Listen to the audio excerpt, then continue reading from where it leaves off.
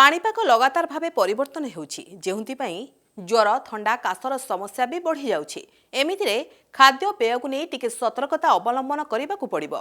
तेबे आसंतु जानिबा काश हेउथुबा समय केउ केउ सब फल खाई परिबे।